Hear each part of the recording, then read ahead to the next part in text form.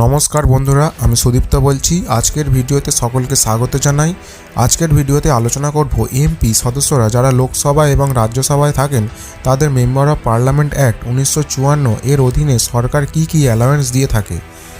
দেশের লোকসভা নির্বাচনে 543 জন এমপি নির্বাচিত হয়েছেন।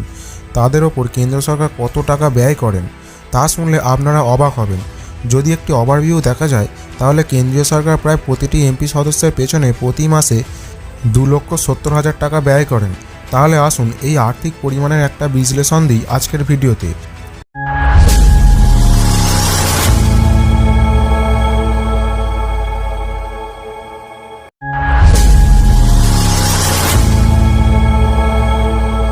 প্রথমেই আসি বেসিক স্যালারি, যা হলো প্রতি মাসে 1 লক্ষ টাকা। তাহলে বছরের হিসাবে এটা 12 লক্ষ টাকা হয় এবং এই আয়ের ওপর তাদের কোনো কর বা ট্যাক্স দিতে হয় না। এরপর